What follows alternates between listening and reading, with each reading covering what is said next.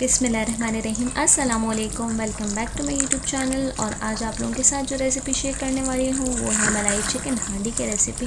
और आप देख सकते हैं कितनी मज़ेदार बनी है ये, बिल्कुल रेस्टोरेंट स्टाइल में बनाई है ये मैंने। और आप स्टेप बाय स्टेप फॉलो करेंगे मेरी ये रेसिपी तो इंशाल्लाह आपकी भी बहुत ही मज़ेदार बनेगी। तो ट्राई कीजिएगा, इंशाल्लाह आपको ज़रूर पसंद आएगी ये रेसिपी।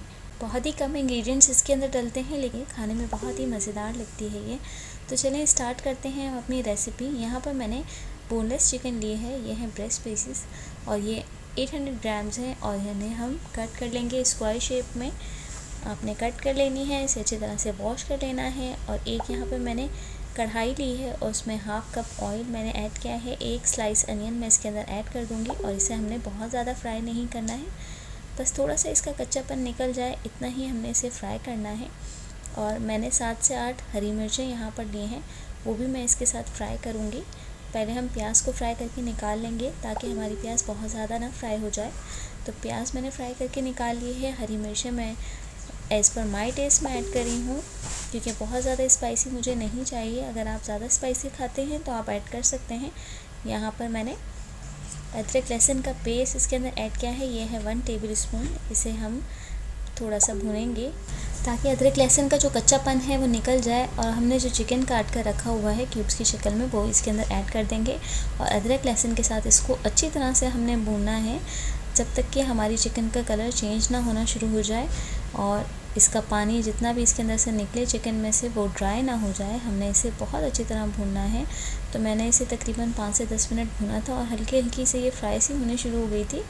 और फिर मैंने इसके अंदर 1 टेबल स्पून बटर को ऐड किया है ताकि मज़ेदार सा बटर का फ्लेवर भी हमारी चिकन में ऐड हो जाए। साथ ही अब हरी मिर्चें और जो प्याज हमने फ्राई की थी वो मैंने ग्राइंड कर ली थी, अच्छी तरह से पेस्ट बना लिया था उन दोनों इंग्रेडिएंट्स का।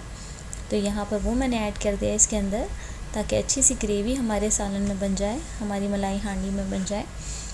तो यहाँ पर मैं स्पाइसेस ऐड करूँगी। यहाँ पर ज़ीरा पाउडर 1 टेबल स्पून, काली मिर्चें 1 टेबल स्पून और सॉल्ट मैंने ऐड किया है 1 टेबल स्पून। सॉल्ट आप अपने हिसाब से ऐड कर सकते हैं एज़ पर योर टेस्ट। अब इसके अंदर मैं दही ऐड कर रही हूँ, ये है हाफ़ कप।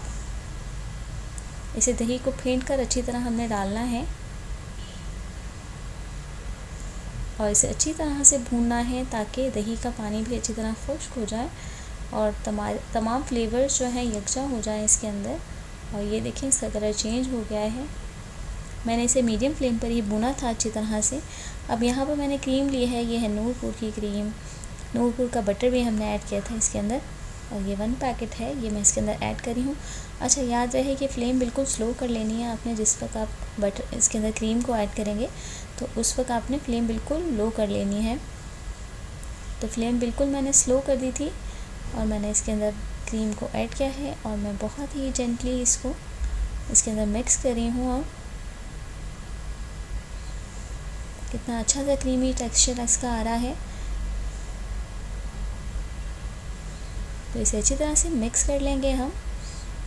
और जैसे जैसे आप इसको मिक्स करेंगे थोड़ी देर में आप देखेंगे कि ये थिक होना शुरू हो गई है। तो इसके अंदर हम हाफ़ कप पानी भी ऐड कर देंगे ताकि इसकी कंसिस्टेंसी नॉर्मल हो जाए। तो ये देखिए थोड़ी सी ड्राई होना शुरू हो गई है ये। तो हमने इसके अंदर हाफ़ कप पानी ऐड किया है।